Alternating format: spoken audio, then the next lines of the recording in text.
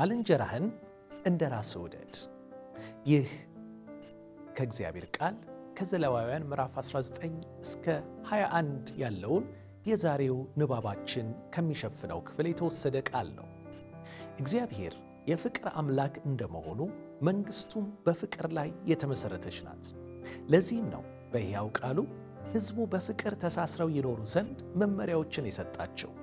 እስቲ በዘሌዋውያን ምዕራፍ 19 ላይ የሚገኙትን የሚከተሉትን የፍቅር ሕጎች በጸሎት መንፈስ ራሳችንን እየመረመርን እንመልከታቸው። በእርግጥ ከሌሎች ሰዎች ጋር ባለን ግንኙነት በዚህ በሕያው አምላክ ቃል እንመራለን? እስቲ ራሳችንን እንፈትሽባቸው። እንዲህ ይላል እግዚአብሔር ቃል፣ የምድራችሁን መከር በምትሰበስቡበት ጊዜ በእርሻችሁ ዳር ዳር ያለውን አትጨዱ፣ ቃርሚያውን አትልቀሙ፣ የወይንህን እርሻ አትቃር፣ የወደቀውንም አትልቀም። ለድሆችና ለመጻተኞች ተውላቸው፣ እኔ እግዚአብሔር አምላካችሁ ነኝ። ቁጥር 11 ላይ ደግሞ አትስረቁ፣ ቀጥሎም አትዋሹ፣ ከእናንተም አንዱ ሌላውን አያታል ይላል። ሲቀጥልም በስሜ በሐሰት አትማሉ፣ በዚህም የአምላካችሁን ስም አታርክሱ፣ እኔ እግዚአብሔር ነኝና። ባልንጀራህን አታጭበርብር፣ አትቀማው፣ የሞያተኛውንም ደግሞ ደሞዝ ሳትከፍል አታሳድር። ደንቆሮውን አትርገም፣ በዓይነ ስውሩም ፊት እንቅፋት አታኑር፣ ነገር ግን አምላክህን ፍራ፣ እኔ እግዚአብሔር ነኝና። ቁጥር 15 ፍርድ አታዛቡ፣ ለድሃው አታድላለት፣ ለትልቁም ሰው ልዩ አክብሮት አትስጥ፣ ለብርቱም አታዳላ፣ ነገር ግን ለባልንጀራ በትክክል ፍረድ።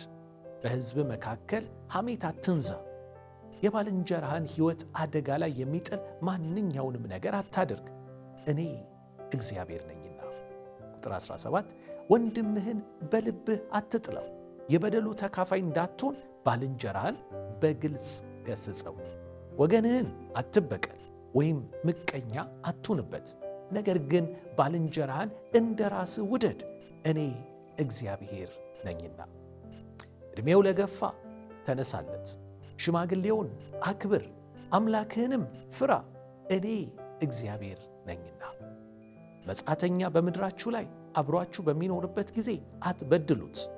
አብሮአችሁ የሚኖረው መጻተኛ እንደ ገዛ ወገናችሁ ይታይ፣ እንደ ራሳችሁም ውደዱት። እናንተም በግብፅ መጻተኞች እንደነበራችሁና እኔ እግዚአብሔር አምላካችሁ ነኝ። እንግዲህ እነዚህን ሁሉ እግዚአብሔር ሲሰጥ ቀጥሎ ደግሞ እንዲህ ብሎ ጨመረ።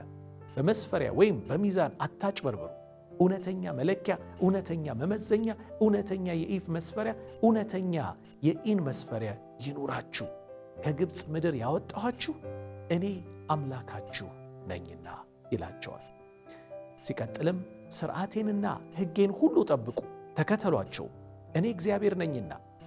እንግዲህ እነዚህን ሁሉ ትእዛዞች እግዚአብሔር እርስ በርስ ፍቅራችንን እንድንገልጥባቸው የሰጠን ናቸው።